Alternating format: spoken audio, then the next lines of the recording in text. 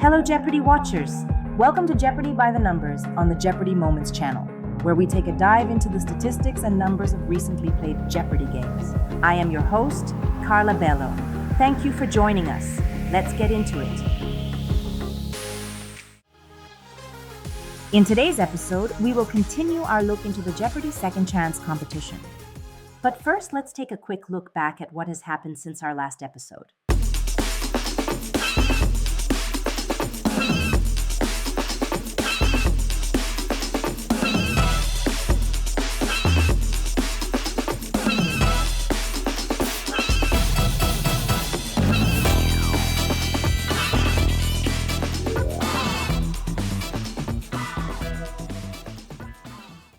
Today we are going to look at the 9 contestants in Group 2.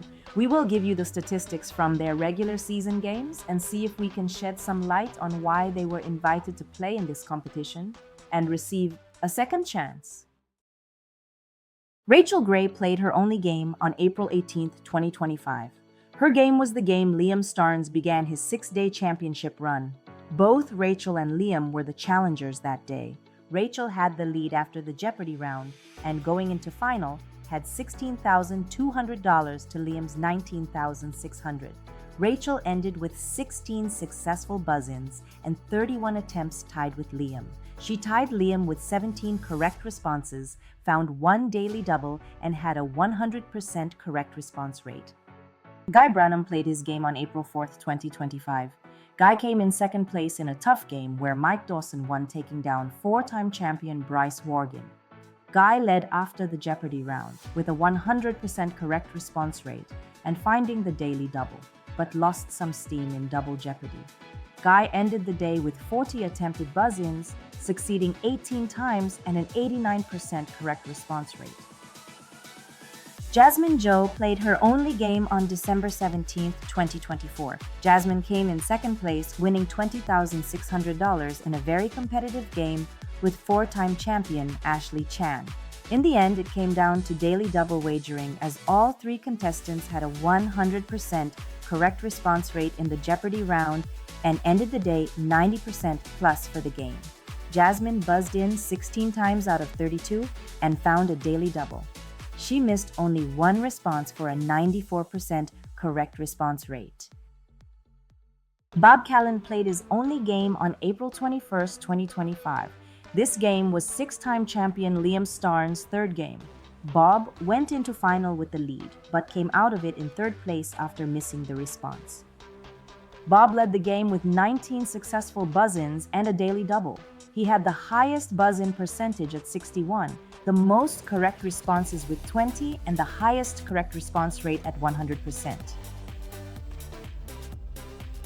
Molly Murray played her game on November 6, 2025. She gave 4-time champion Allegra Cuny a run for her money in her second game and had the lead after the Jeopardy round.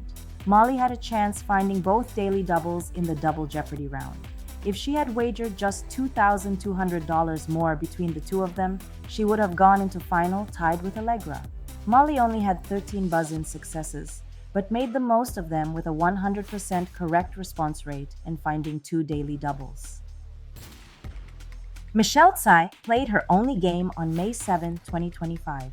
The game was close between Michelle and fellow challenger Dan Morin, leaving the champion behind. The difference were the daily doubles.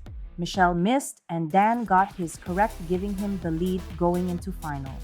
In Final Jeopardy, Dan wagered nothing in spite of being within striking distance of Michelle. But it didn't matter because she missed the final response.